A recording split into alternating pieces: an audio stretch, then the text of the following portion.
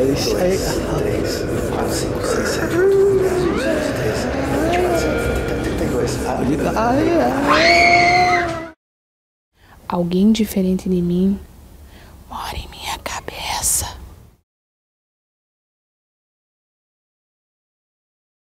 Como é que é o teu nome, João? Qual é o teu nome? Meu nome é Marcos Quietos e Tafarel. Tafarel?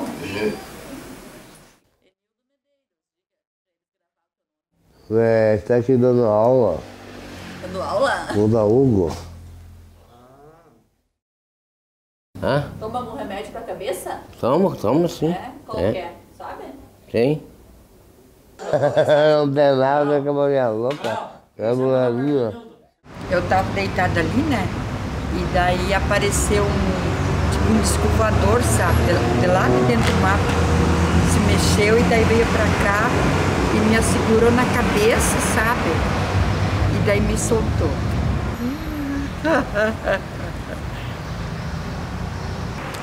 Daí aos 19 anos eu comecei a caducar, sabe? Daí me botei na cabeça que eu tinha que conhecer todas as pessoas do universo. Daí eu pensei assim, não, mas as pessoas são tudo estranhas, só eu sou simples, as pessoas são totalmente ao contrário de mim, né? Daí um anjo se apresentou nas nuvens e disse assim, aqui não é teu lugar, eu vou te tirar daqui.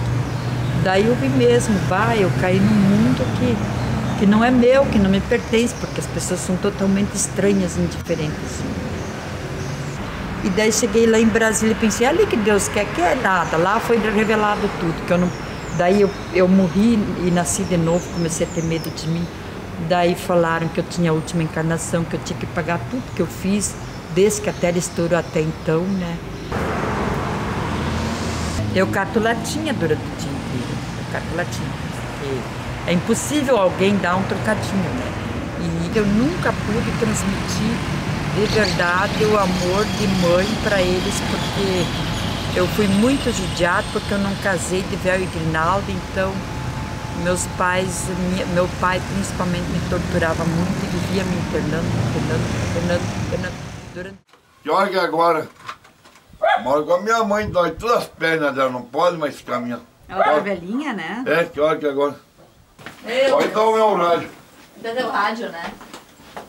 Por que ele fica ali? Porque ele arranca a roupa, foge, não volta. Ele foge. De noite bota um colchão, alguma coisa, né, ali. Dali ele deita, cobre, tem os cobertores, tem bastante roupa, né? Vai filmar. Vai trazer o... Fica quieto, vai ficar. E aí, Júlia? Sim. Ó. Eu não se machucava, eu tinha um poder tão forte. Se eu tinha uma coisa na mão, ninguém não ia conseguir tirar da minha mão. Tão forte que eu tinha o poder. E daí uma vez, né, que eu fui em Caxias, lá eu ganhei choque. Em Caxias não podia tomar água, nem comer. Daí, depois que me dava o choque, daí depois, quando a gente se acordava, daí eles davam banana batida. Coisa boa. Com leite, né? Eu enxergava que tinha mão comprida, o diabo, né? Tinha mão comprida, unha comprida, um garfo que nem me soquear. Na verdade, a gente não sabe o que é uma doença. Isso. Acho que é normal, né? É bem diferente, assim, de uma pessoa, eu fico triste porque morreu um cachorrinho, ou perdeu uma pessoa, ou a dor, assim, quando a gente tem a depressão, ela pode vir de motivo nenhum, ela simplesmente, porque o tempo tá que nem hoje, assim, a gente fica triste demais, né? Uma tristeza, uma dor. Vivo num mundo que ninguém me entende. Tampouco entendo o mundo que eu vivo.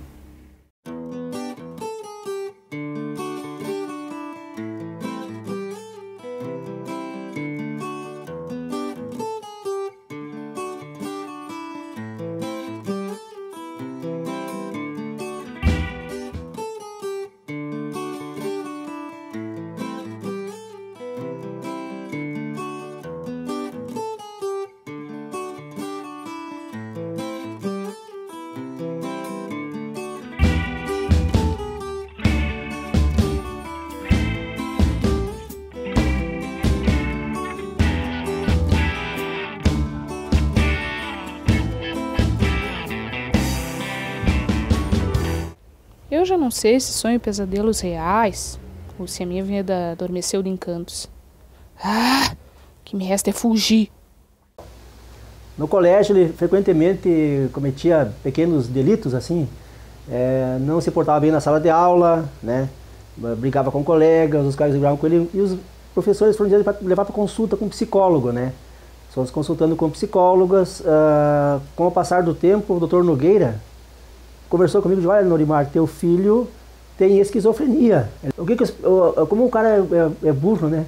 O que as pessoas vão pensar de mim eu tendo um filho com problemas mentais? Não, ele já vinha sido tratado fazia 3 anos já, mais ou menos ele. Mas não por causa de esquizofrenia, né? Tratavam ele por causa de esquitimia, uma outra coisa parecida com isso, né? Mas não exatamente a esquizofrenia.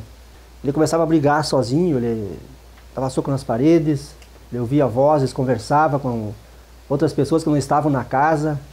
E dá uma aflição, uma aflição na gente que nós não sabia como lidar com isso. O Anderson no começo não aceitava os remédios direito, porque faz mal para o estômago, né?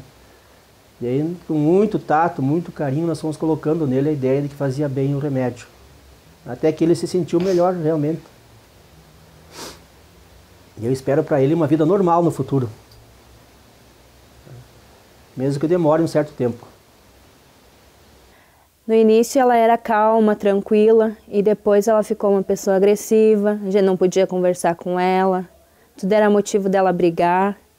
Eu acho que para fim de ano, ela surtou, até que daí encaminharam ela para uma clínica em Caxias. Ela ficou um bom tempo. A mãe,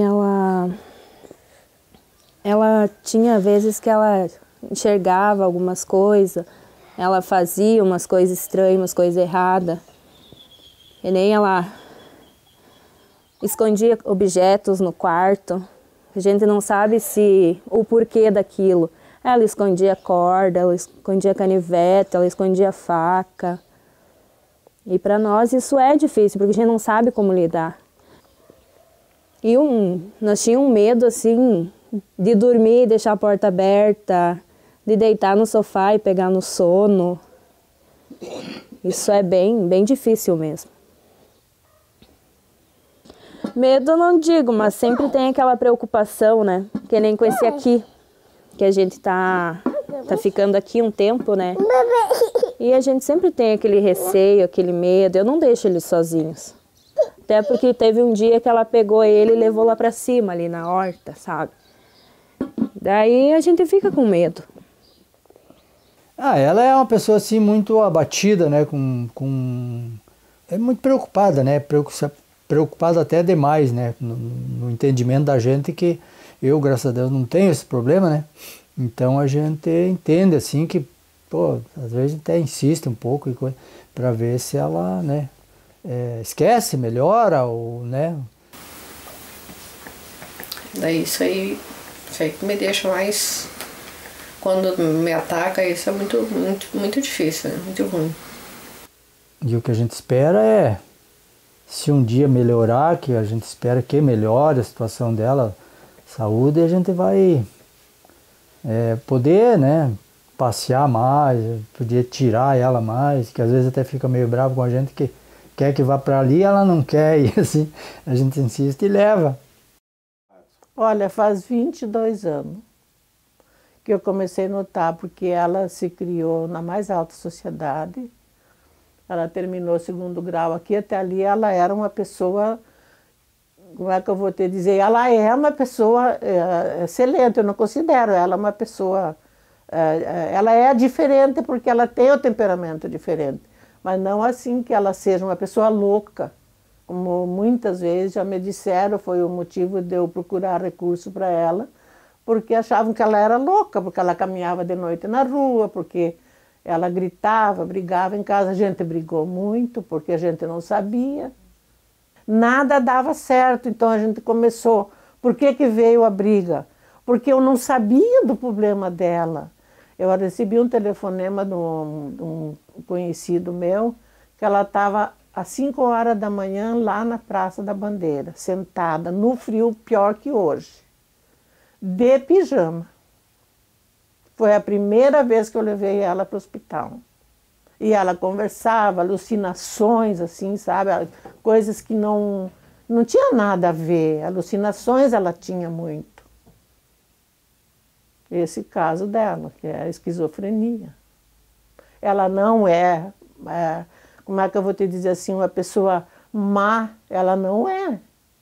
Ela brigava por uma coisa que eu não sabia por quê. Eu sofro, porque eu não queria ver ela assim.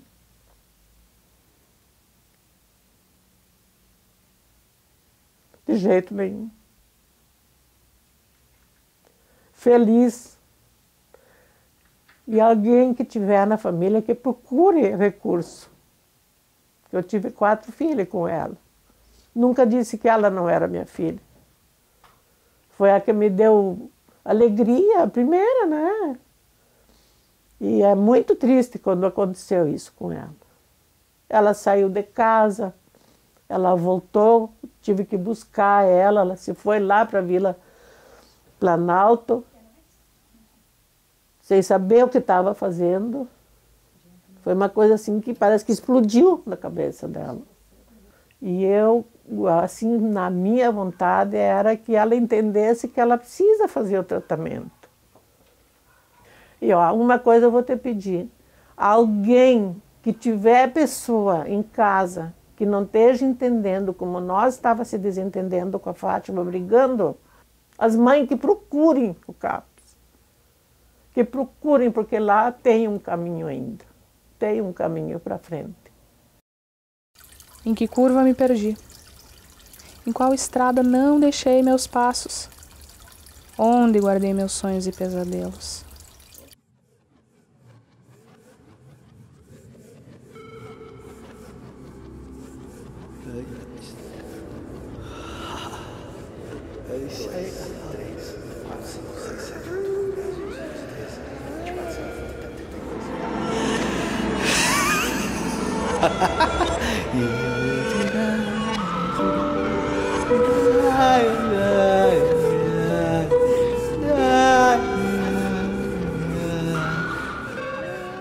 Então, a doença mental ela tem vários sintomas e sinais que a pessoa apresenta, né? Tem vários diagnósticos.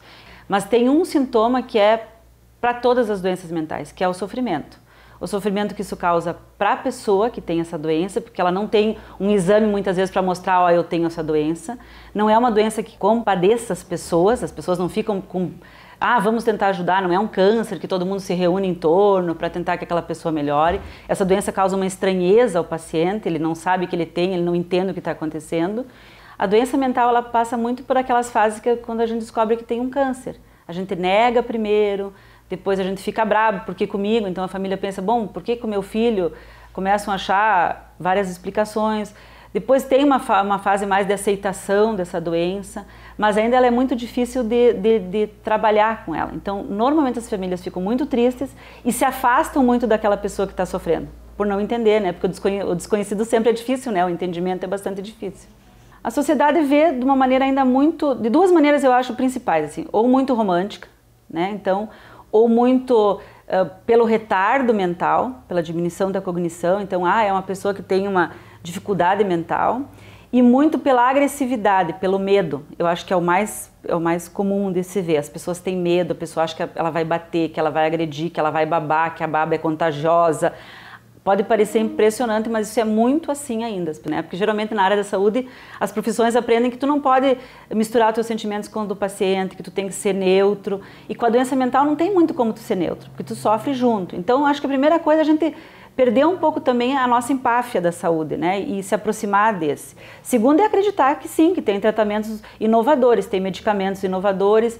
E o tratamento mais importante é o tratamento multidisciplinar. Então, todos os profissionais, cada um com o seu saber, tratar essa doença. Não ser a doença de um profissional só.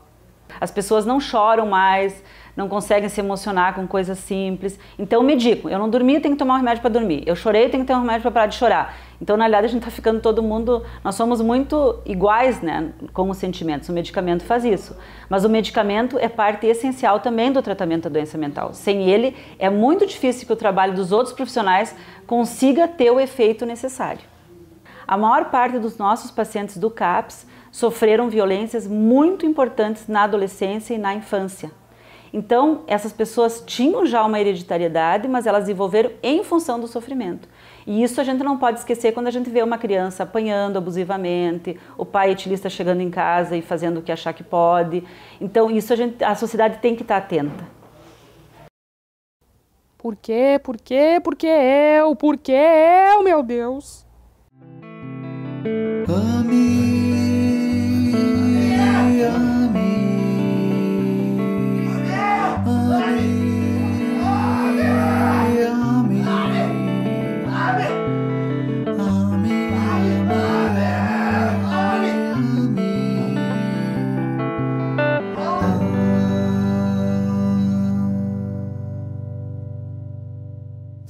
Mas nesse cenário da reforma, a questão dos CAPs é fundamental. Assim, é onde mudou mesmo o modo de atendimento. Passou do modelo centrado no hospital para um modelo de atendimento ambulatorial, né, na comunidade.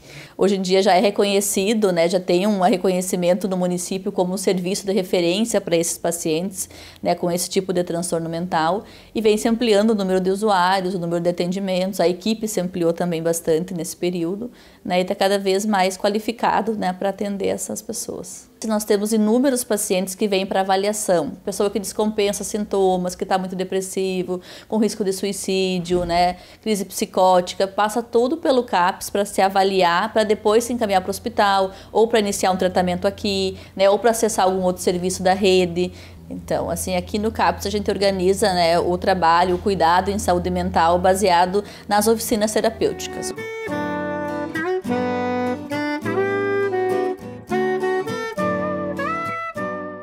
Às vezes eu venho, quando que é muito cedo para chegar no CAPS, eu faço uns 2, 5 minutos aqui.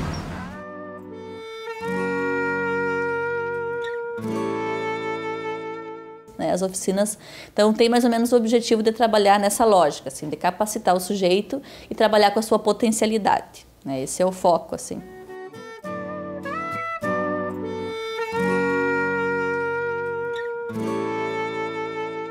A visita domiciliar tem vários objetivos, né? Nós trabalhamos com o objetivo muito da busca ativa, quando a pessoa está faltosa, quando a pessoa está com dificuldade de criar vínculo no serviço, quando a família, né, está assim, com dificuldade de aderir ao tratamento junto, de dar um suporte. A gente vai no domicílio para fazer esse link. Mas eu, com essa injeção que eu estou tomando, eu acho muito bom isso. Tá bem? Trabalho, ter disposição. Porque a depressão leva a pessoa a querer se isolar, né? A depressão faz isso. Então, de alguma maneira, a gente tenta organizar ou reorganizar a vida dessas pessoas, né? Estimulando de várias maneiras, né, para tornar essa pessoa o máximo independente possível, né? Aquele negócio de não passar o dia inteiro na cama. Vamos organizar as roupas que já foram lavadas, vamos deixar dobradinho, no caso que já teve. Vamos organizar o teu armário, vamos deixar organizadinho. Botar a camiseta de um lado, vamos botar a calça de outro, bermuda, as roupas usadas, vamos deixar num cantinho diferente, né? Então esse é só um exemplo dessas atividades de vida diária, que são coisas totalmente habituais nossas, né? Mas que para algumas pessoas se torna um pouco difícil. As atividades instrumentais da vida diária tem como exemplo o pegar o ônibus, a parte também do usar o dinheiro. A gente vai fazer hoje um almoço. O que precisa de ingrediente? Como é que a gente vai no mercado para comprar isso aí? Então essas são algumas atividades instrumentais da vida diária, né? Tô aprendendo a viver com o que eu não entendo. O que eu mais quero é que tudo se mantenha bem assim, quieto, dentro de mim.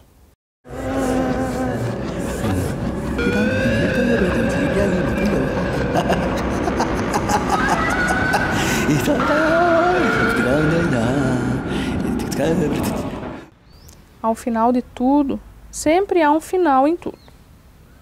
Eu não espero nada de ninguém, só respeito. O ingresso do Anderson no CAPS foi fantástico, porque ele mudou a forma de ser com a família em casa. E ele mudou bastante depois que começou a ir para lá. Ele ficou uma pessoa mais alegre, né? Ele começou a participar de festivais de música, que era o sonho dele. Pelo que essa paixão tem um ponto final.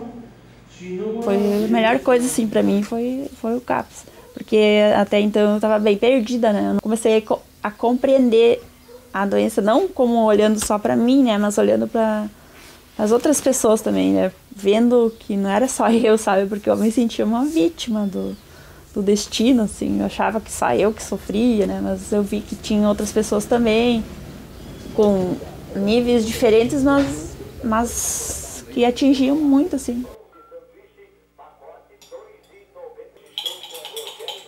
Eu vou lá, se eu gostar, eu fico, se eu não gostar, eu não fico. Fui lá e fui bem recebido pela Lisiane, a Adri, a doutora Fabiana. Estou feliz, né? E o CAPS fiz muito bem, porque desses 6 anos que tem, 5 anos tem o CAPS, né? 7 anos que não foi baixado em nenhuma clínica. Aqui fora é um presídio, ninguém convida a gente para nada. E lá a gente é convidado para tudo, até para ir em lugares diferentes, de ônibus. A medicação, o CAPS e o médico que realmente me ajudam, né? Senão, sozinha a gente não consegue.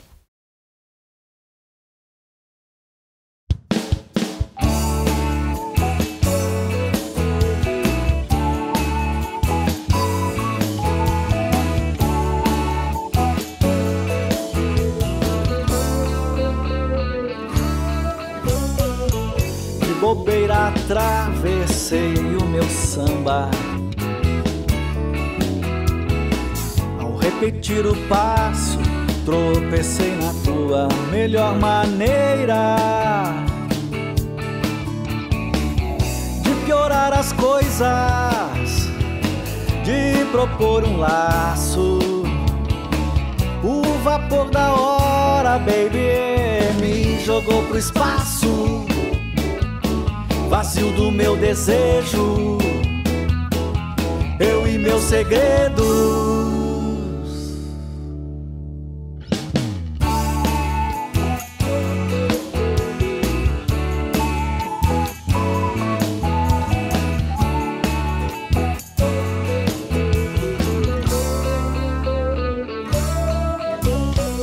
Antes que eu perca o medo de passar batido,